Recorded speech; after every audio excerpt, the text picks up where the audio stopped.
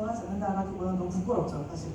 너무 나를 벌거벗겨서 보여주는 같은 그런 느낌이 들고, 또 이제 제가 저의 작품을 혹은 저를 소개를 하면 그 관람객이나 들으시는 분들이 또 거기에서 멈추실 것 같아요. 또 더 상상의 나를 펼쳐서 이분은 이렇게 그렸나? 이렇게 좀 상상을 할 수도 있는데, 제가 말을 하면은 어떤 분들은 그 작가의 말이 그냥 답이라고 생각하시고 더 이상 시야를 넓히지 않기도 하더라고요. 그래서 그러다 보니까 여러모로 저에 대해서 이렇게 소개를 하는 것도 많이 부끄럽고 어떻게 해야 될지 모르겠고 눈들을 못 맞추고 있는데 올해 이상하게 굉장히 저를 소개할 일이 많았어요. 작가님도 공감하시겠지만 웬만하면 저를 잘 안 드러내는데 이렇게 반강제로 계속 이렇게 저에 대해서 얘기를 하고 소개를 하게 됐습니다. 그래서 조금 더 용기를 내서 소개를 해드리려고 해요. 저는 지금 30 후반이 됐습니다. 30 후반이고요. 저는 이제 보시면은 전공은 홍대 CD과를 나왔고요. CD과에서 공부를 하고 좀 바로 석사를 하진 않고요. 좀 무엇을 공부를 할까 좀 고민을 좀 하다가 화가과로 넘어가게 됐는데요. 이건 일단 그림 설명하면서 다시 한번 좀 언급을 하려고 해요. 개인전도 되게 많진 않지만 너무너무 감사한 기회로 개인전을 했었는데, 한 번은 이제 앞에 보시면 갤러리 밈이라는 데서 2번 정도 초대를 해주셨고, 식물당 아트센터는 다른 작가님 소개로 알게 된 곳인데, 원장님이나 대표님이 굉장히 이렇게 관심 있게 가주셔가지고 그룹전도 개인전도 좀 계속 하고 있습니다. 네, 작가 노트는 넘어갈게요. 왜냐면 말로 어차피 할 거니까 넘어갈게요. 작업 소개로 넘어갈게요. 일단은 저는 오늘 뭘 준비할까 좀 고민을 하다가 어차피 저에 대해서 소개를 하면, 내 작품에 대해서 소개를 하면 된다고 하셔가지고 제 작품의 역할을 변쳐서 얼마 안 되는 역사지만은 내가 왜 이런 그림을 그리게 됐는지에 대해서 조금 얘기를 나누면 좋을 것 같아서, 사실 남의 그림 보는 거 재밌잖아요. 저 사람 맨날 저렇게 그렸네? 지금 이렇게 그렸네? 하면서 보는 게 재밌으니까 말씀을 드리려고 해요. 저는 아까 말한 대로 시각 디자인과 나왔는데 시각 디자인은 솔직히 되게 남들이 정말 가고 싶어하는 과였는데, 저는 그때 당시에 시각 디자인 뭔지 모르고 들어갔어요. 그래서 미대를 가고 싶었어요. 그냥 막연히 미대를 가고 싶었고, 그때 당시에는 사실 공부를 잘했어요. 공부를 잘해서 공부를 잘했고, 그 입시 미술학원 있죠. 입시 미술학원에서는 사람들을 최대한 많이 학교를 보내야 하기 때문에 전략을 짠 거죠. 너는 공부는 잘하고 약간 실기는 살짝 부족하니 시각 디자인과로 지원을 하면은 다른 애들 약간 수능이 모자란 친구들이 대학교로 갈 수 있지 않겠냐, 이런 식으로 전략을 짜다 보니까, 저는 이제 막연히 미대하면 해학과밖에 몰랐던 시절이었기 때문에 해학과를 가고 싶었지만 우리 전임 선생님이 시집가를 쓰라고 하니까 원모로 시집가 썼죠. 근데 정말 감사하게 붙었어요. 근데 어쨌든 시집가도 미대라고 하니까 당연히 이제 그림을 그릴 거라 생각하고 들어갔는데, 웬걸 정말 4년 내내 컴퓨터만 하고, 그러니까 캔버스에 이젤 앞에 앉을 건수가 전혀 없어요. 근데 그림을 그리는 게 아니라 정말 컴퓨터로 디자인을 하는 거였기 때문에 저희 어머니 항상 물어보죠. 너 미대라면서 그림 그리는 꼴을 한 번도 못 봤다. 근데 그림 그릴 거리가 있어야죠. 그래서 되게 힘들었어요. 나는 그림을 그리고 싶은 사람인데 계속 앉아서 컴퓨터를 하고 있으니까 좀 안 맞기도 하고, 그러다가 시각 디자인과 내에서도 되게 다양한 전공이 있거든요. 광고, 영상, 영화, 브랜딩, 편집 디자인 등등등 있는데, 그 중에서 제일 인기가 없는 거가, 인기 없는 전공이 일러스트레이션이에요. 일러스트레이션은 이제 그림을 그리는, 그래도 디자인과 내에서 그림을 그리는 전공인데, 인기가 없는 이유가 뭐냐면 시각 디자인을 공부하는 친구들이 굉장히 뭔가 좀 자신감, 자존감이 세요. 내가 제일 잘났어가지고 베이스가 된 애들인데, 본인 스스로 나는 그림을 기본적으로 그리는 사람이야라는 게 깔려있다 보니까 일러스트레이션 내가 정말 먹고 살기 힘들 때 그때 하면 되지라고 하는 친구들이 굉장히 많았어요. 그래서 졸전을 쉽게 하고 싶은 사람들은 일러스트레이션 하는 정도로 카바티 수업 듣고 할 정도로 좀 무시받는 세부 전공이었는데 저는 계속 그림을 그리고 싶었던 사람이라 손그림을 저는 남들의 어떤 멸시와 무시를 견디면서 일러스트레이션을 좀 했었죠. 그래서 나왔던 그림이 이제 이런 식이었는데 그때도 고민이 많았어요. 워낙 세상에는 그림을 잘 그리는 사람 너무 많다 보니까 내가 그 중에서 좀 켜야 되잖아. 어떻게 하면 칠 수 있을까? 일러스트레이션에서도 내 공은지라는 이름을 누가 한 번이라도 보면 볼 수 있을까 고민을 하다가 여전히 이제 귀엽고 예쁜 캐릭터들이 굉장히 인기가 많아요. 여전히. 근데 이제 저 때는 제가 생각했을 때는 내가 덩치가 좀 크고 좀 품이 있으니까 나 같은 좀 덩치 있고 귀엽게 그려보면 어떨까 싶어가지고 사람을 좀 이렇게 부풀려서 그리기 시작해요. 그리고 그때는 이제 다양한 재료를 썼기 때문에 썼지만은 그 중에 수채화를 되게 좋아했었고 그래서 약간 캐릭터적인 그림들을 좀 많이 그렸었는데 이거 누드크로키 수업 때 했었던 그림인데 이때 제가 처음으로 자신감을 얻었던 게 맨날 하면서도 사실 그림 그릴 때 다들 고민하시잖아요. 이 그림을 남들이 좋아해줄까?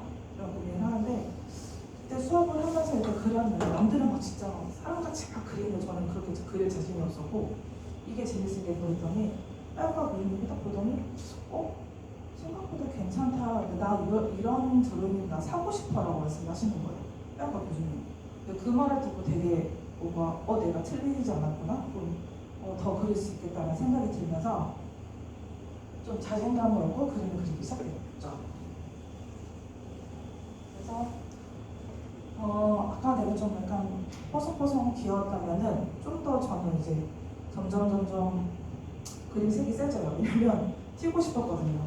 그때는 20대 때 그랬던 그림이다 보니까 조금이라도 색을 좀 더 세게 쓰면 사람들이 많이 보는 SNS에서 좀 사람들이 한 번 더 시선을 끌 수 있기 때문에 조금 채도가 높은 그림들을 많이 그리기 시작했고 여전히 덩치가 큰 그림인데 그 와중에 조금 섬세해요.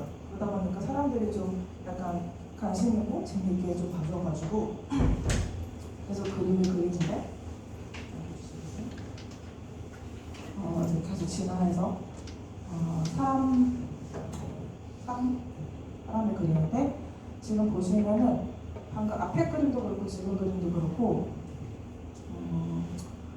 저는 약간 성별을 모호하게 그리긴 했어요. 그냥 사람, 어떤 존재 이런 느낌으로 그렸고 어릴 때부터 지금도 그렇지만 사람 그리는 걸 굉장히 좋아했기 때문에 항상 사람이 메인이 되는 어떤 낙서나 그림들을 그렸고요. 이때 당시만 해도 사이즈가 되게 작았어요. 왜냐면 일러스트레이션을 굳이 이렇게 캔버스나 거대하게 그릴 필요가 없어서 정말 커버야 A4 용지나 작으면 A5 사이즈, A4 반 정도만 되게 그려도 상관이 없었던 시절이라 작게 좀 그림을 그리기 시작합니다. 물론 여전히 색은 센데요. 제가 여기서 그림을 그리면서 약간의 성격이 나오는 게 저랑 비슷한 생각 하시는 사람이 있는지 모르겠어요. 저는 붙잡국이 되게 싫어요. 그 붙잡국이 나오면 미쳐버리는 거예요. 주로 처음에 수채로 했지만 점점 이제 발색을 강하게 쓰다 보니까 아크릴을 많이 쓰기 시작했는데 아크릴은 빨리 붙잖아요. 그러다 보니까 내가 원치 않는 순간에 굳으면서 자꾸 이렇게 올록볼록 한다던가 캔버스에 그리면 캔버스 손잡이를 넘는다던가 이게 너무 싫은 거예요. 막 미치게 싫은 거예요. 그걸 덮다가 누구는 5분이면 끝날 작업을 저는 막 2시간, 3시간 하는 거예요. 덮느라. 그거 티도 안 나는 거예요. 그래서 이것 때문에 계속 고민을 했어요. 이렇게 아크릴을 써야 되나? 답답함. 빠르게 마르는 건 되게 시원한데 이 덧칠을 하는 것에 미쳐버리겠다 하면서 알게 된 게 다음에 보시는 실크스크린이에요. 실크스크린이라고 하면은 아시는 분도 있지만은 모르시는 분도 있어서 말씀을 드리면 이제 파나예요. 파나 기법 중에 하나인데 뭐라고 해야 될까요? 이거를 일단 보여드리긴 하겠지만 실크스크린하고 파나 기법인데 정말 그냥 이 잉크를 종이에 그냥 싹 스며들게 하는 기법을 생각하시면 되겠습니다. 그래서 그냥 종이에 잉크가 스며들기 때문에 붙자국이 날 일이 없죠. 전혀. 그냥 매끈하게 색이 똑 떨어지게 이제 작업이 되고, 그리고 잉크를 정말 그냥 종이에 묻히는 거기 때문에 발색이 셀 수밖에 없어요. 그냥 물감, 아크릴 물감보다 훨씬 더 발색이 세요. 그래서 저희의 어떤 니즈를 다 충족시키는 기법이 셀프스크린이라는 걸 알게 돼서 이때 딱 나 이걸로 뭔가 더 공부를 해야 되겠다 싶었던 거예요. 그래서 CD과를 아까 이제 나왔다고 했잖아요. 사실 시각 디자인은 항상 모든 결과물이 종이에 인쇄가 돼요. 그러니까 보통 이제 포스터를 만들거나 인터리어스 만들거나 아니면 영상을 찍기도 하죠. 항상 2D 위에 존재를 하는데 판화가가 사실 판화라고 하지 않은 그림이지만은 인쇄예요. 인쇄 기법이에요. 그래서 이런 오리지널 프린팅 기법을 배워보는 건 나쁘지 않겠다. 디자인이랑 맞는 결이 있거든요. 그래서 판화가를 들어갈게요. 그래서 그 다음에 이제 실크스크린으로 들어가긴 했지만은 판화를 처음 하는 거다 보니까 이제 맨 땅에 헤딩을 하게 됐죠. 이것도 참 실크스크린 작업입니다. 그래서 그때는 이게 디자인과랑 디자인이랑 순수예술이랑 영역이 좀 다르더라고요. 저는 몰랐다가 디자인은 내가 없어요. 사실 내가 없고 클라이언트가 있다면은 순수예술 쪽은 오로지 나만 있더라고요. 근데 저는 그걸 잘 몰랐었어요. 그래서 대학원 가서 나를 보여주는 게 굉장히 힘들더라고요. 나의 감정을 오롯이 종이나 캔버스 위에 보여주는데 디자인 쪽에서는 그게 나를 보여주면요 정말 교수님은 후대에 깔거든. 네가 뭐가 중요해? 너는 돈 받고 일하는 사람이야. 이러면서 내 감정보다는 나의 목적, 의식, 이런 의도 이런 게 더 중요했던 분야가 디자인이고 순수예술 쪽은 내가 뭘 표현해도 교수님이 다 오케이, 좋아. 그러니까 이렇게 하시더라고요. 그게 너무 이상했어요. 저는. 그게 너무 넓은 세상인데 항상 이렇게 절제만 당하다가 너무 이렇게 풀어지니까 내가 감정 어디까지 풀어야 될지 모르겠더라고요. 그래서 그전에는 뭔가 절제된 그림 그렸다면은 이때부터는 그러면은 다시 내가 좋아했던 수채화로 넘어가자. 왜냐면 수채화는 어떤 번지는 어떤 무한하게 번질 수도 있는 재료다 보니까 먹과 수채화를 이용해서 드론을 일단 해보자 하면서 드론을 시작했고 이때도 그냥 사람을 그려요. 그리고 사람을 내가 왜 그리고 있을까? 왜 먹이란 걸 쓸까? 왜 자꾸 그림이 슬퍼질까? 이런 생각을 하다 보니까 제가 이제 좀 어렸을 때 친구가 좀 일찍 죽었어요. 그래서 그게 굉장히 오랫동안 트라우마로 남았더라고요. 대학원 시절 내내 한 2년 반 동안 이제 그거를 약간 애도하는 느낌으로 작업을 합니다. 그래서 진짜 앞뒤로는 되게 좀 발색이 강한 그림을 그린다면 대학원 때는 좀 그 애도의 느낌이기 때문에 흑백으로만 그림을 그리게 돼요. 이제 약간 물이 흐르는 느낌. 이제 물이라고 하는 건 어떤 치유, 정화, 그리고 이제 옛날에는 이제 바다에 이렇게 뿌리기도 했잖아요. 그래서 그런 느낌, 실제로 그 친구가 다 내보내주기도 했었고. 그래서 이제 그런 느낌을 담아서 사람이라는 형태를 그리기 시작합니다. 이런 식으로. 이제 그림을 그리다가 교수님 물어더라고요. 네가 누드를 그리는 건 아닌가? 사람의 형태를 그리는 건 아니는데 그것도 나이가 있으셨어요. 너 여자인데 여자를 그리는 게 어떠냐? 그리고 그 죽은 친구도 여자라며. 그러면 더더욱 어떤 여성의 형태를 그리는 게 맞지 않냐고 물어보시더라고요. 근데 어린 마음에 왜? 약간 왜? 내가 사람이라고 사람이라서 사람을 그리는 건데 굳이 여자를 그려야 돼? 라는 생각을 했었어요. 근데 어쨌든 점수 받아야 되니까 여자를 좀 반강제로 그리기 시작을 합니다. 어쨌든 간에. 그래서 이제 여성의 형태가 나오는 어떤 실루엣을 계속 그리고요. 그렇게 해서 나온 게 이제 이런 그림들인데 지금 같은 기법으로 이제 그렸던 그리는 건 아니죠. 지금 나중에 이제 다 같이 앞에 오셔서 보시면 더 좋을 것 같아요. 판화예요. 판에다 이제 그림을 그려서 찍은 건데 이것도 이제 일단 판도 보여드리면서 어떻게 만들었는지 보여드리려고 해서 일부러 갖고 왔는데 이런 식으로 물과 또 여성의 형태를 계속 띄면서 그림을 그리게 됩니다.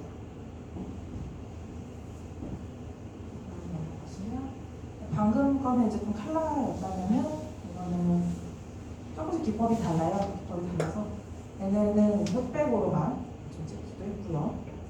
그리고 아까는 제가 되게 작은 사이즈로 그렸다고 했잖아요. 일러스트레이션 할 때는 이때는 저도 좀 욕심이 나더라고요. 좀 거대한 여성을 좀 그려보고 싶다. 정말 인체 비례에 맞게끔 좀 그려보고 싶다는 생각이 들어서 더 크게 하고 싶긴 했지만 어쨌든 파마는 그 기구의 힘을 좀 빌려드는 게 프레스라는 기계를 써야 돼서 그 프레스 기계 자체에 맞춰서 좀 작업을 할 수밖에 없는 좀 한계가 있긴 해요. 그래서 최대 사이즈였던 120에 80cm 정도로 작업을 해서 이렇게 계속 애도하는 작품을 했었고요.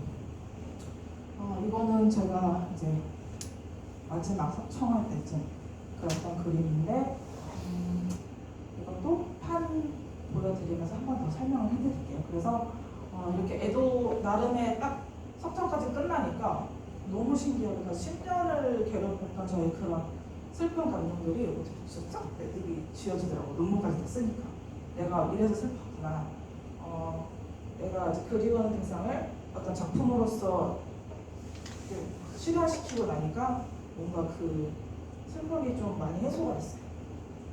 그러고 나서 이제 계속 이 작품을 하고 싶은 욕구도 사라지더라고. 신기하게 더 이상 그쪽으로 감정이 가지 않아서 이제 어떻게 작업을 하지 하고 있는데 아까 저를 이제 개인전 초대했던 갤러리에서 공리 작가님 예전 일러스트레이션 했을 때의 작품도 되게 좋았는데 혹시 그때로 돌아가고 싶지 않으세요? 그러시더라고요. 그래서 자기는 되게 좋았다며. 그래서 그 컬러감이 되게 좋다고 하셔가지고 한번 해보죠. 이제 됐죠. 그 개인전에 맞춰서 작업을 시작을 하면서 컬러는 그대로 예전에 컬러를 쓸 때 이제 그 교수님의 말이 계속 상기하면서 여자니까 여자를 그려봐라고 했던 말을 계속 생각을 하면서 신기하게 그 말이 처음에 반감이 있었는데 점점 그 말이 없으면 이해가 되더라고요. 저는 얘가 몸을 그리다 보니까 사실 누드라고 하죠? 생 몸을 보는 건 내 몸밖에 없는 거예요. 정말 관찰하기 쉬운 거잖아요. 대상이 자연을 나무 한 그루 그리려고 나무 앞에서 그리는 것보다 그냥 거울 앞에서 나를 그리거나 사진 찍은 나를 그리는 게 저는 훨씬 편했던 거죠. 재밌었고 그러면서 그러면 이제 정말 한번 나를 그려보자. 나의 어떤 숨기고 싶던 나의 뱃살과 좀 이렇게 접힌 살과 근데 이게 좀 부끄러운 게 아니라 좀 뭔가 자신만만하게 좀 보여주고 싶은 생각이 들었어요. 좀 위풍당당한 여성, 그렇다고 해서 너무 신화적인 여성은 아닌데 현대적이면서도 뭔가 너무 에로틱하지가 않고 좀 이렇게 편안하면서 평상시에 볼 수 있는 어떤 그런 모습들, 그런 자세들로 좀 그림을 그려봐야 되겠다 생각을 했었고요.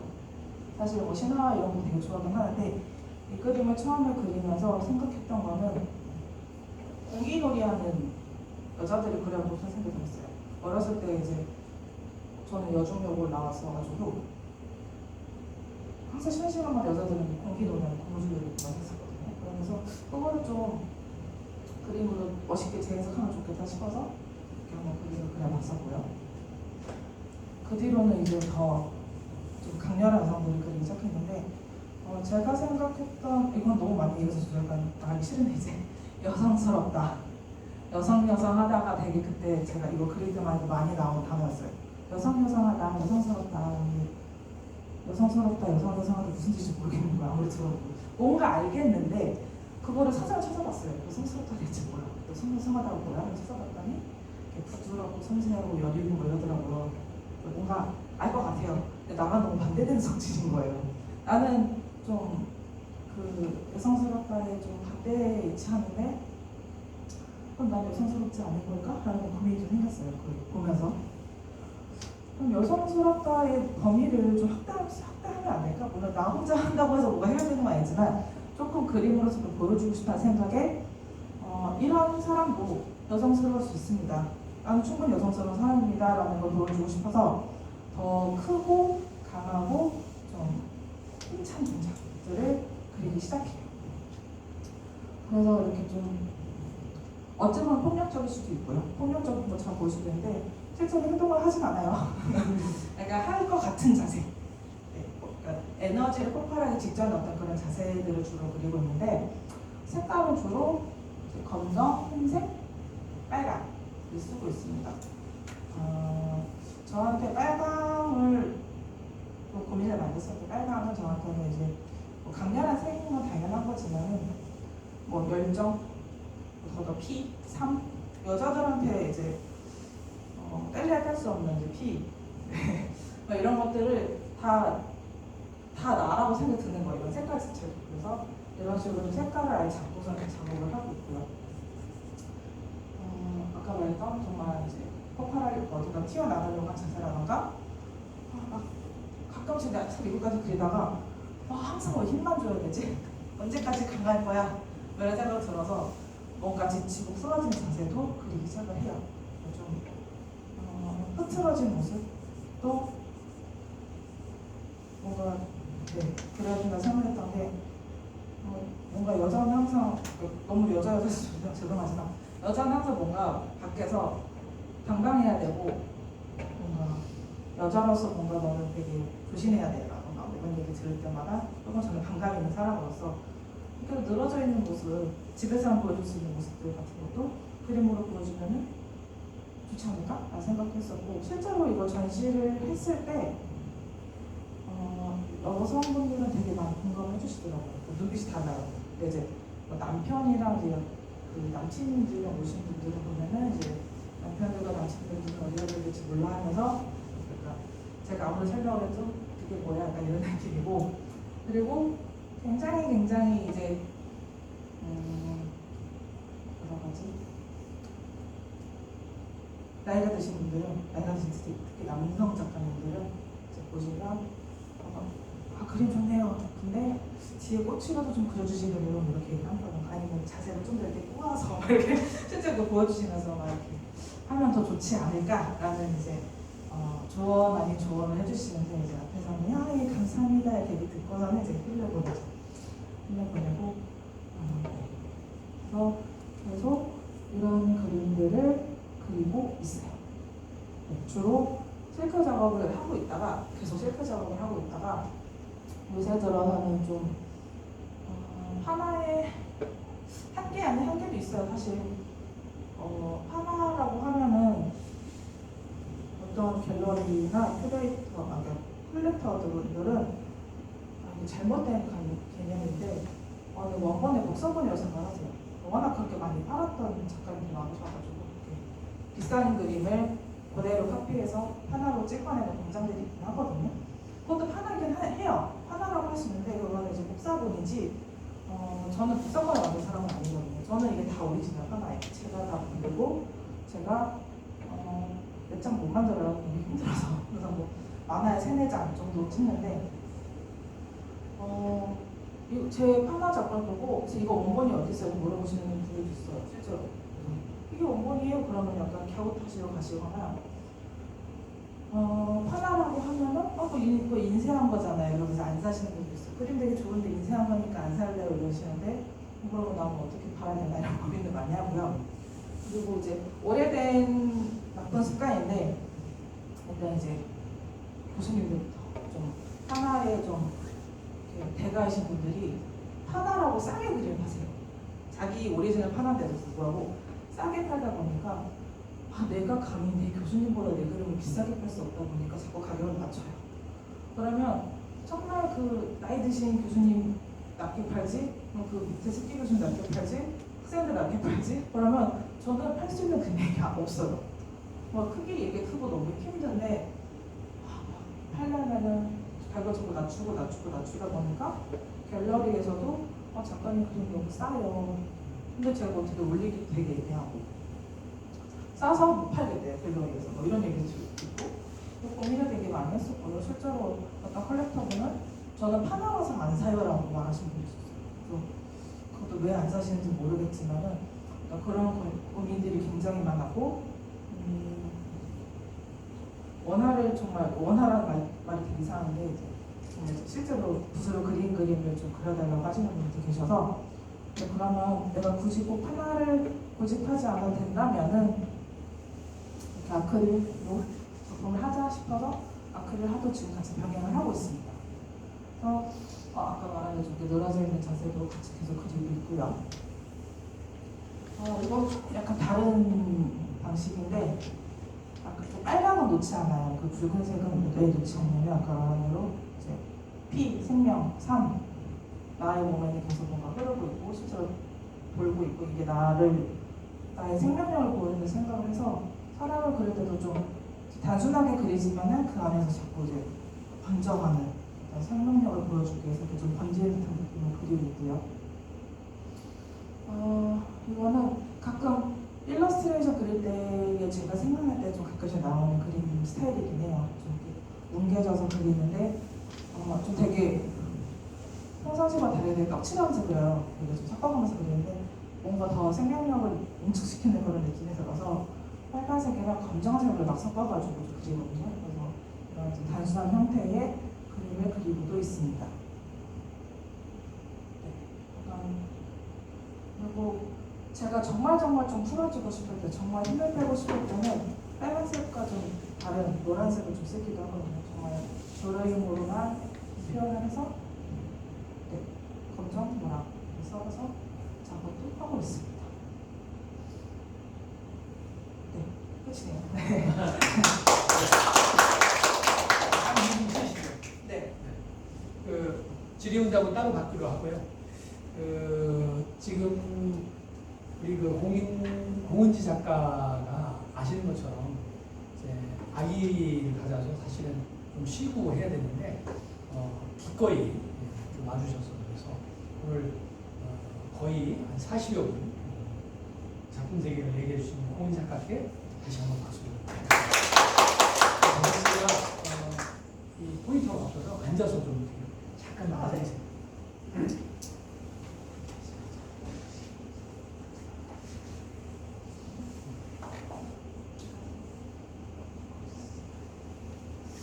다시 핸드폰을 좀 볼까요?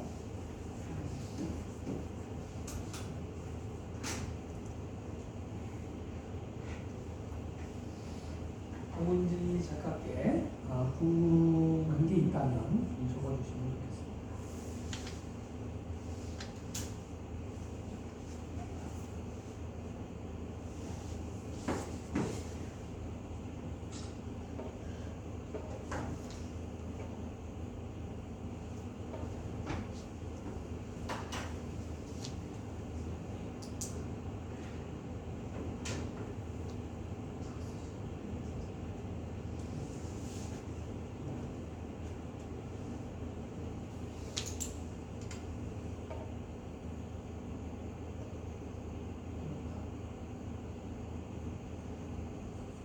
얘기 들으시면서도 이 부분에 좀 질문을 좀 드렸으면 좋겠다 했던 부분들이 있으면 적어주시면 좋겠습니다.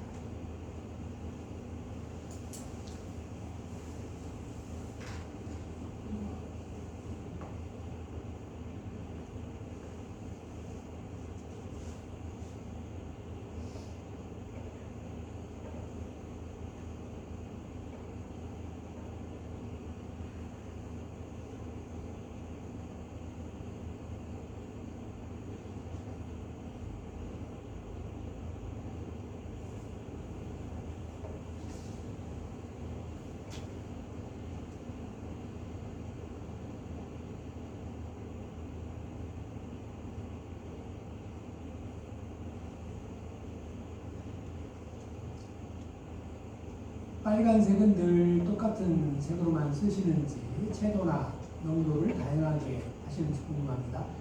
일단 대답은 한꺼번에 하는 걸로 하고 일단 다 기술이 좀 된 다음에 하겠습니다. 이후의 작업 방향에 변화가 있을까요? 이런 질문이 있고요. 가져오신 작품 하나라고 와 있는데 수치와 같은 느낌은 어떻게 표현하셨나요? 이거에 따라 설명을 해주시면 좋을 것 같고요. 이제 쓰시는 분 한 분, 네 분, 네. 목파나 같은 다른 종류의 판화 작업은 안 하는지, 대만에도 작품이 수장되시는 게 대신 계기가 궁금하다 이렇게 말씀 주셨는데, 우선 뭐 4개 질문을 먼저 좀 해볼까요? 앉아서 얘기하시면 좋을 것 같아요.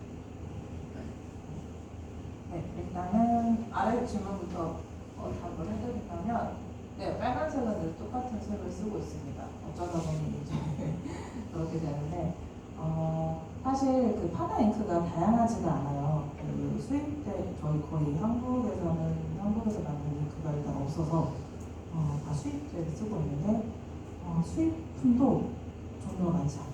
그래서 저는 그나마 이제 무독성인 잉크를 쓰다 보니까 같은 그 제조사 걸 쓰다 보니까 이제 똑같은 색을 쓸 수밖에 없는데, 또 우연하게도 제가 아크릴 물감을 쓴다고 말씀드렸는데 아크릴 물감이랑 그 파나 잉크가 색이 되게 비슷해가지고 희한하고 제조사가 다른데도 불구하고 그래서 같은 색으로 주로 쭉 물리고 있습니다. 그래서 아마 변화는 없을 것 같고 위에 작업 방향의 변화라고 물어보려는데 항상 고민이에요. 뭘 그릴지 고민이고 마음 같아서는 더 크게 더 웅장하게 그리고 싶어요. 근데 이제 그게 어쨌든 공간의 한계라는 것도 있고 제 힘의 한계라는 것도 있어서 좀 항상 고민이 많은데, 저는 이제 그 여성 누드로 되게 유명하신 작가님들 있잖아요. 그 외국의 제니 셰릴이라든가 요새는 사샤 보르틴이라고 되게 유명한 작가님들이 계시는데 극사실주의로 이제 작업을 하세요. 근데 또 재치가 되게 있으셔가지고 저도 약간 거기 따라가고 싶긴 한데 그렇다고 극사실주의를 그리고 싶진 않아가지고 좀 어쨌든 크기 쪽으로 좀 다가가지 않을까 좀 고민하고 있습니다. 그리고 이제 이게 휘치아 같은 느낌이 어떻게 표현하셨나요? 라고 했는데 판을 보여드리면서 이게 해도 될까요?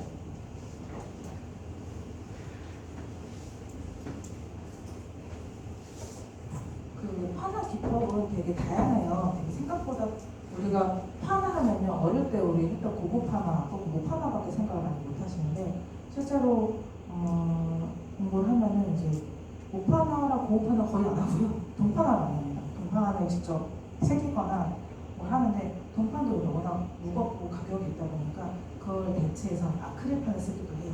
그래서 판을 갖고 왔는데 더 이상 쓰지 않을 판이에요.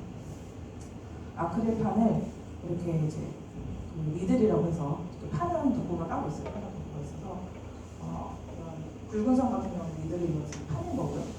그래서 얇은 고운 선은 사포로 움직이는 거예요. 사포도 방수가 되게 많잖아요. 다양한 방수로 저는 대충 실험을 해봤어가지고 어느 느낌이 나는지 아는데 그 방수를 다양하게 해서 보통은 유성 잉크를 찍습니다. 유성 잉크를 찍는데 저는 잉크도 굳이 꼭 하나라서 꼭 유성 잉크를 써야 된다라는 고민이 있었어요. 그래서 저는 수채화를 발랐어요. 수채화 물감. 그래서 어쨌든 말라요. 수분이 날아가는 말이니까 대신 유성 잉크로 찍는 것보다는 그러니까 절묘하진 않아요. 이렇게 딱 떨어지긴 않나. 왜냐면 아크릴펜이다 보니까 촉수가 안 돼서 자기들끼리 막 뭉쳐요. 그래서 그 우연성을 가지고는 이제 합쳐도 색이 합쳐도 좀 괜찮아 이런 느낌으로 해서 만든 게 이런 식인 거죠. 그래서 파나는 다들 한 판을 가지고 여러 장을 찍을 수 있다 생각하는데 이런 수채화 잉크, 그러니까 수채화 물감을 쓰게 되면 한 번밖에 오지 마. 똑같이 안 나와 절대. 그래서 이런 경우는 표시가 있는데 1-1로 써있죠. 네. 에디션이 하나밖에 없는 하나예요. 그러니까는 오리지널이면서 오로지 하나밖에 없는 하나라고 할 수 있죠. 실제로 이렇게 작업하시는 분들 굉장히 많아요. 그래서 이렇게 찍고요. 아까 제가 되게 크게 했던 120에 80cm 정도 같은 경우는 동판에 그렇게 안 나와요. 사이즈가 너무 들기도 힘들어요. 그래서 그거는 이제 아크릴판 이용해서 찍고요. 그리고 동판도 갖고 오긴 했는데 나와주셔도 괜찮아요. 왜냐면 무게를 한번 느껴보셨으면 해가지고 다양한 사이즈 가져왔는데 이게 이게 30, 40 되겠네요. 한번 들어보시겠어요? 꽤 무거워요. 그래서 이거를 괜찮아 넘겨서 보셔도 돼요. 한쪽 면만 하거든요. 얘는 동판, 실제 동판이기 때문에 살 때도 비싸지만 이제 팔 수도 있어요. 그 동판 수집하시면 되거든요. 네. 팔아서 이렇게 재료를 보태기도 하는데 너무 크다 보니까 크면은 이렇게 돌리기도 어렵고 들기도 어려워서 사실 제일 큰 게 제가 알기로 56씩. 그리고 이제 잉크를 물러가면서 이제 잉킹을 하기 때문에 좀 힘들어서 큰 판 웬만하면 안 하려고 해요.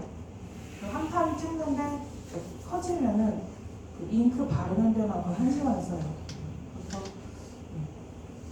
상화를 많이 못 찍는 것도 있고요. 네, 그래서 기생걸 전부합니다. 그래서 저는 이제 동판 작업, 글판 작업. 예를 들어 다른 분한테 판다고 하셨잖아요. 네. 판을 파는 거예요? 아니요, 종이를 팔죠. 찍은 종이를. 그리고 이제 만약에 제작은 가능한 거 이거를 원래는 내가 에디션 예를 들어 5장을 찍어요. 그러면 그 판을 파기합니다. 판에 X표를 하거나 아니면 이제 더 이상 안 쓴다는 어떤 표시를 해놔요. 그래서 그렇게 하면 이 판을 다시 셀링하고 해서 그 우리 판을 또 쓸 수 있는 동판이요. 그렇게 나서 목판은 돼요. 뭐 두께가 있어서. 근데 동판은 좀 어려워요. 샌딩하는 기계가 이게 지금 제가 이거를 스크래치로 다 전면에 낸 판이라서 좀 그렇게 보이는데 되게 매끈매끈해요. 정말 이렇게 뽀득 하는 소리 날 정도로 그 정도로 돼야 그 잉킹이 딱 먹히거든요. 그래서 아무래도 동판은 좀 어려웠어요. 대만은 한국은 그 좀 유명한 하나 비엔날레가 없는데 대만이 유명한 하나 비엔날레가 있어요. 2년에 한 번씩. 그래서 대만의 모든 이제 국제 비엔날레여가지고 몇 년 전에 냈는데 반응이 좋아가지고 소정을 해주셨습니다. 그래서 아까 이렇게 후 하고 있는 브레이즈 후 하고 있는 작품을 수정하고 있어요. 그리고 블랙엔진. 블랙엔진은 이것도 되게 설명하려면 약간 복잡하긴 한데요. 저 되게 어릴 때부터 그리스 로마 그리스 로마 신화 되게 좋아했어요. 그래서 거기에서 이어진 철학도 되게 좋아했는데 되게 좋아하는 교수님이 있어요. 김효민 교수님이라고 그리스 로마 신화랑 철학에 대해서는 드립답하시는 여자 교수님이 계시는데 그분 강의를 듣다가 그분이 이제 너무 오타쿠 같다. 네. 빛 아폴론 신이 태양의 신이잖아요. 그래서 인간의 정신을 맑게 하고 뾰족하게 보이게 하는 거는 빛, 하얀색 그리고 이제 그런데 대신 우리는 그림자에 집중을 해야 된다는 얘기가 있어요. 그림자는 그 온전한 정신과 반대, 그러니까 이상과 먼 어떤 감정 그리고 내가 버리고 싶은 것, 나의 욕망 어떻게 다 뭉뚱그려진 어떤 진흙 같은 그런 느낌을 얘기를 하는데 그게 굉장히 저 같았어요. 그러니까 나를 표현하기 전에 내 그림 자체가 어떤 말이 이상해. 말이나 글로 잘 표현을 못하기 때문에 그림으로 잘 표현한다 생각하거든요.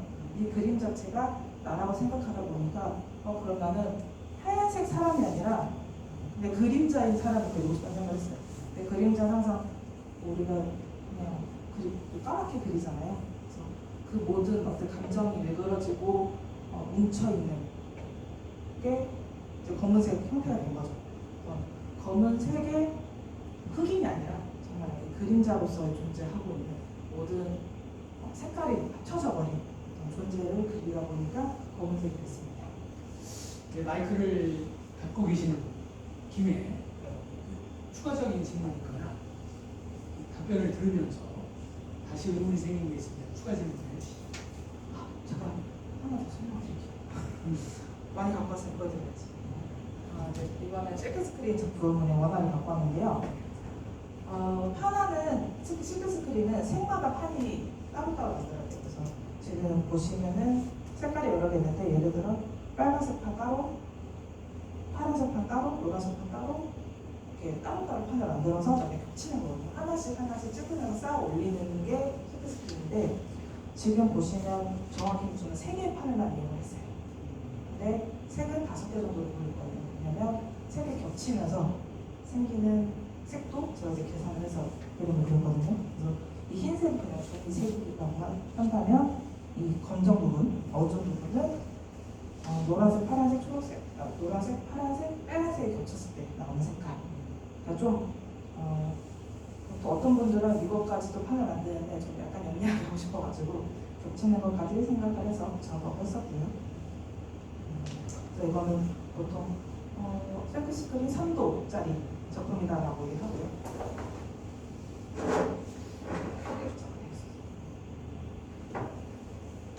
얘도 마찬가지예요. 저는 약간 색을 일부러 겹쳐서 쓰는 걸 되게 좋아하는데 얘도 똑같이 파랑, 노랑, 빨강 낯은 하나예요. 이제 대신 이 검정 부분은 이 세 색이 합쳐진 부분. 그리고 고양이 눈은 초록색인데 고양이 눈은 노란색이랑 파란색이랑 합쳤을 때 나온 색깔. 이런 식으로 해서 최대한 판을 덜 만들고 여러 가지 색이 나올 수 있게끔 작업을 하고 있습니다. 체크를 할 때는. 실크틀 볼립을 넣어서 얘를 예시로 볼 건데 이게 실크 트리예요. 실크 스크린은 공판화 기법이라고 해가지고 구멍으로 잉크를 뭐 밀어내서 찍는 판화예요. 그래서 얘는 좌우가 바뀌는 판화 아니에요. 그대로 나오고요. 지금 보시면 이 보라색 부분이 이 투명한 천 같은 게 실크 샤고요. 이 실크 샤가 구멍이 뽕뽕뽕 나 있잖아요. 천들이 뽕뽕 나 있는데 그거를 막아주는 게 이 보라색 코팅제가 구멍을 막아주고 있고 지금 보이는 투명한 부분으로 잉크가 밀어져서 나옵니다. 틀을 볼 기회가 많지 않아서 틀 좀 갖고 와봤어요. 한번 해보고 싶다는 생각이 드네요. 네, 재밌어요. 되게 몸도 쓰고 머리도 쓰고, 네, 약간 실제로 저희 공방에서 우리 작가님들이 많이 오시거든요. 오셔가지고 맨날 붓질만 하다가 뭔가 이제 몸을 쓰면서 하니까 재밌다고 머리도 비워지는 것 같고 그래서 오시는 분들이 있습니다. 이 기법이 사실 미대 미술 전공하셔도 판화를 배우는, 그러니까 가르치는 데가 많지 않은 걸로 알고 있습니다. 그래서 한 번 정도는 기법 연구 하시러 놀러 오셔도 좋을 것 같습니다. 네. 지금 하나 네. 헤어들 할때 네. 종이로 사용하잖아요. 네. 종이로만 쓰나요? 이게 사무실인가? 거의 판화지예요. 시간이 흐르면서 변색되잖아요. 이게 100% 코튼지예요. 그래서 변색이 안 돼요. 변색이 안 돼요. 네. 판화지는 좀 두껍기도 하고, 솔직히, 캔버스가 워낙 이제 옛날부터 쓰던 재료다 보니까 캔버스에 대한 역사를 연구는 되게 많은데 사실 판화지는 그거보다 짧아요. 현재까지 100년은 간다고 말을 하는데 100년 이후는 어떻게 될지 모르겠어요. 그래서 아직까지는 100년을 버틴다라고 이제 얘기를 하고 있고요. 네. 그리고 실크 스크린 같은 경우는 다양한 재료에 찍을 수 있어요. 천도 되고, 유리도 되고, 뭐 철판도 되고 다 되는데, 약간 목판, 동판 이런 것들은 어쩔 수 없이 종이에만 찍을 수 있어요. 네.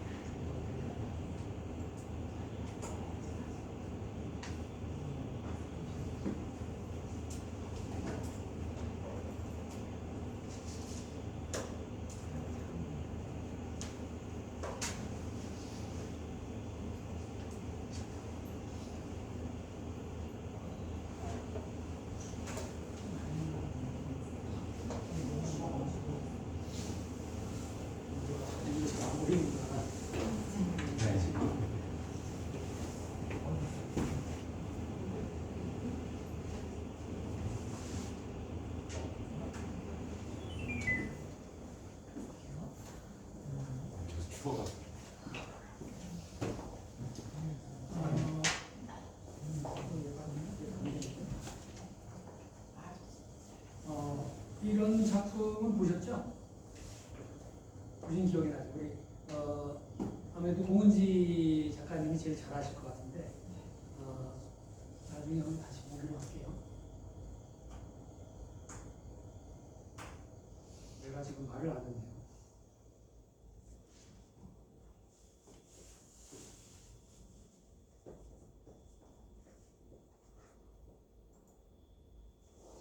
그 찍고 다른 생각을 할 때 네. 그러면은 그 천을 네.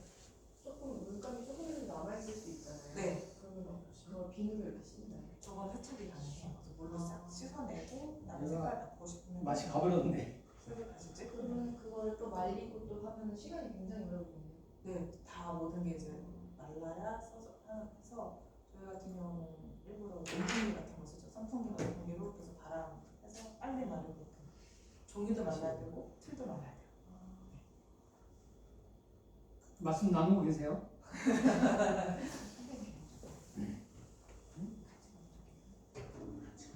그래서 찍는 건 솔직히 30초, 1분이면 되는데 이제 그 마르는 시간이 사실 오래 걸려요. 세척하고 말리는 시간. 되게 경험시간이네요. 어떻게 보면 네. 보이는 걸 맞아요. 하나 공부하는 아니죠.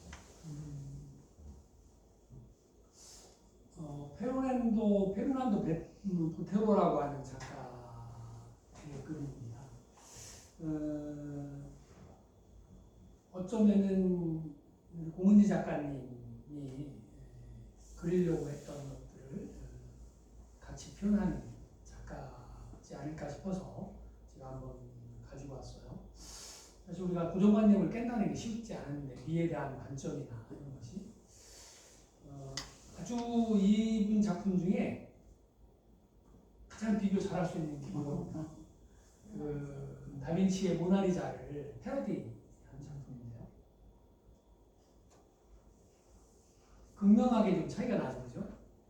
좀 미소가 있다면 이건 좀 무표정한 얼굴이고, 우리 다빈치는 좀 이렇게 안개 낀 듯한 공기 원근법 뭐 이렇게 얘기하지 않습니까? 스푸마토인데 조금 더 선명하고.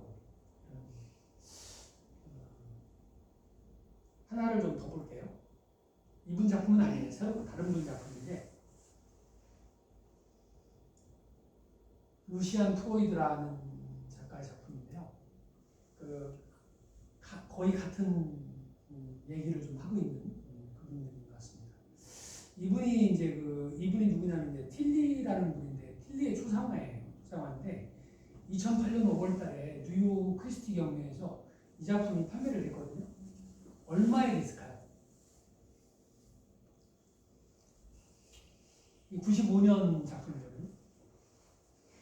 근데 판매는 2008년에 됐으니까 13년 정도 후에 판매된 건데 그 전에도 이제 판매가 됐었지만 이제 경매에 나온 게 이때 최고가를 받았을 때예요.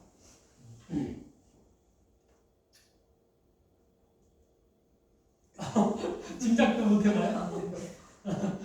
우리 김수지 작가가 한번 얘기해보죠. 어느 정도 받았을 것 같을까요?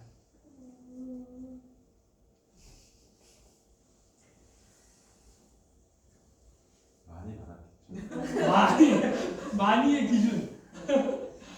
없다고 할게요. 기준을 한번 제시해보세요. 100억. 100억? 오, 와. 뭐 업이에요? 와. 2008년에 얼마 받았냐면 3,360만 달러. 그러니까 그냥 1달러에 1,000원으로 따져도 336억. 그러니까 우리가 어떤 작품을 볼 때 그냥 잘 그렸거나 아름답게 그렸거나 하고는 미술 작품은 비례하는 건 아니다.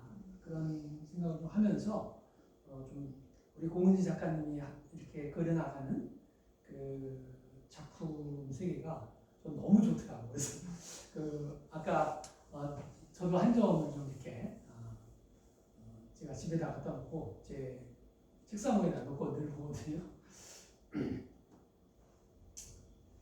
제니스 빌의 작품이에요. 이게 92년 작품인데 제목이 받쳐져 있는 이런 제목입니다. 그 세계적으로 보면 우리가 같은 주제를 가지고 각기 다른 목소리로 얘기를 하고 있는 거죠. 현대의 그 다양성 이런 것들 얘기하고 있고 우리가 뭐 어떤 것을 바라볼 때 어떤 관점으로 바라보는가 이것이 굉장히 중요한 일입니다. 제가 고은지 작가님의 작품과 우리 프로이드나 이분들의 작품을 보면서도 동일하게 느끼는 것 중에 하나는 여성을 좀 이렇게 풍만하게 그리면서도 그 부드러움, 곡선 이런 것들은 고스란히 잘 살아 있고 또 얼굴에 비해서는 좀 그 몸이 좀 큰 그 왜곡이 있는 거죠. 몸의 왜곡 같은 거 이런 것들이 좀 우리가 볼 때 여러 가지로 느낌을 좀 받을 수 있다 이런 생각이 들었습니다. 벌써 8시 10분이 됐어요. 우리가 7시 정시에 시작을 했는데 질문을 한두 개 더 하고 마치도록 하겠습니다. 11월 초대 작가는 정혜옥 작가였는데 정혜옥 작가님이 좀 사정이 있어서 제가 이거 만들 때만 해도 그래서 아마 정혜옥 작가님 대신 다른 분이 오시게 될 것 같습니다. 근데 제가 착각했던 게 그 다음 달이 우리가 이제 우리 청년하고 뭐 이렇게 하는데 만약에 정혜욱 작가가 못한다면 원래 우리가 이제 토요일 날 하던 것이 이제 평일로 오면서 한 달이 수년됐거든요. 그래서 원래는 다음 달이 여기 와 있는 오한미 작가가 하기로 했던 달이에요. 그래서 본인이 괜찮다면 정혜욱 작가가 못하니까 예정대로 오한미 작가가 해줘도 좋겠다. 그런데 괜찮으실까요? 아니 그러면 다음 달에는 오한미 작가가 하는 걸로 하도록 하겠습니다. 여기 제가 오늘 오신 분들이 다음 달에 누구를 좀 모시고 올까 이름을 좀 써달라고 했어요. 왜 그러냐면 좀 우리가 한 분씩 이렇게 모시고 온다면 좀 우리 이 시간들이 좀 더 풍성해지지 않을까 그런 생각이 들었고 아까 우리 고은지 작가님 그런 얘기 하셨잖아요. 작업실에 좀 우리가 아크릴이나 유화만 하던 분들이 파마 공방에 와서 그런 것들도 한번 보는 것도 좋겠다. 그래서 작업실을 공개해도 좋다 하시는 작가님이 있으면 저희가 뭐 2달에 한 번이나 3달에 한 번 정도 우리 동료 작가의 작업실을 아틀리에를 방문하는 그런 기회를 좀 만들어 볼까 합니다. 여러분들 의견 어떠세요? 대답이 없네. 그다지 만지지 않는 거예요? 아니 그게 아니라요. 네. 제 공간은 공개하고 싶지 않은데 남의 공간은 내 공간은 공개하고 싶지 않고 네. 다른 데 방문하고 싶다? 네. 네. 알겠습니다. 일단 이거부터 한번 해보시죠.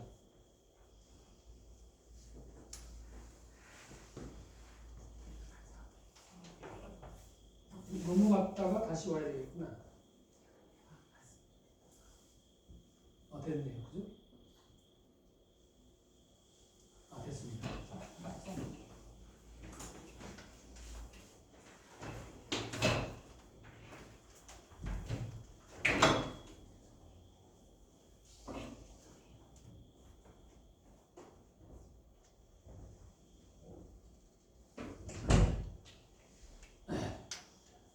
저는 제 안사람을 데리고 네, 현지수님.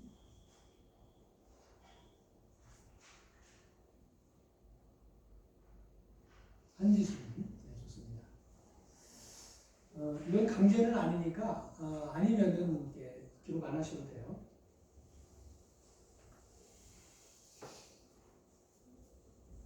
네, 그러면 다음으로 넘어갈게요. 제가 책에 있는 문장을 좀 이렇게 가지고 왔어요. 위에서 두 문단은 어느 책에서 뽑아온 건데 어느 분이 맞춰보실까요? 위에 두 문단 우리들의 집과 거리가 저녁이 되었습니다. 더 이상 어두워지지도 다시 밝아지도 않은 저녁 속에서 우리들은 밥을 먹고 걸음을 걷고 잠을 잡니다. 어느 책의 79쪽에 있던 거고요. 당신이 죽은 뒤 장례식을 치르지 못해 내 삶이 장례식이 되었습니다. 99쪽에. 아, 네. 그럼 요거 좀 놔두고요. 중간에 두 개를 보겠습니다. 얼굴로 몸으로 세차게 휘몰아치는 눈송이를 거슬러 그대는 계속 걸었다. 알 수 없었다. 대체 무엇일까? 이 차갑고 적대적인 것은 동시에 연약한 것, 사라지는 것, 압도적으로 아름다운 이것은 64쪽에 있던 거고요. 어떤 기억들은 시간으로 인해 훼손되지 않는다. 고통도 마찬가지다. 그게 모든 걸 물들이고 망가뜨린다는 말은 사실이 아니다. 82쪽. 우리가 소년이 온다고 저번 주제 세네 번째 힘이고 마지막 두개 채식주의잖아요. 와, 정확합니다. 위에 두 문단은 소년이 온다. 그래서 발췌했고요. 가운데 두 문단은 흰에서. 마지막은 가장 유명했던 채식주의자. 그래서 뽑았습니다. 우리 한강 작가의 그 문체 자체가 수필 문체잖아요. 그죠? 그리고 문장이 절대로 길지가 않아요. 딱 떨어지죠. 한 문단. 예를 들면 뒤에 위에 보면 우리들의 집과 거리가 저녁이 되었습니다. 이게 그냥 한 문장이죠. 단문 자체가 아주 머리에 쏙쏙 들어오고 이해하기 쉽게 만드는 그런 것 같습니다. 굉장히 큰 장점이라는 생각이 드는데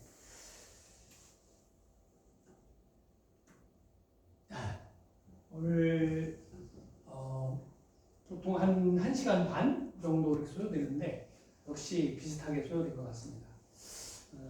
다음 달에는 우리 우한미 작가 할 때 같이 좀 오셔서 질문도 같이 해주고 또 작업에 관해서 같이 얘기도 좀 나눠봤으면 좋겠습니다. 사실은 좀 같이 이렇게 얘기가 많이 되면은 아까 우리 세 작가도 같이 얘기를 많이 하려고 했는데 얘기가 좀 시간이 안 돼서 마쳤고요. 마침 이 자리에 왔기 때문에 저희 그 홍유원에서는 공유가 됐었는데 여기가 있는 지금 김수지 작가가 지난번 그 TV 그림자 쇼라는 데서 그 탑10 중에 7위를 했어요. 그 거의 전국에서 한 5천여 명이 참여했던 그런 공모전이죠. TV 오디션 프로그램. 김수지 작가한테 박수 좀 하고. 축하해요. 네. 뭐 언제 TV 방영되는지 모르겠는데 아마 이제 시상이 있을 것 같습니다. 하여튼 우리가 가능하면 이달의 작가 방에다가 제가 이제 공모전 소식이 있으면 자꾸 올리는데 가능하면 좀 참여를 해서 수상 소식이 좀 들리면 좋겠다. 서로 이런 생각이 좀 듭니다. 다음 달에도 같이 참여해서 얘기를 좀 나눌 수 있기를 기대하면서 오늘 마치도록 할게요.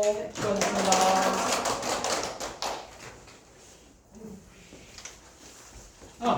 그리고 어쨌든 수고해주신 우리 공은희 작가님께 박수 한번 보내주세요.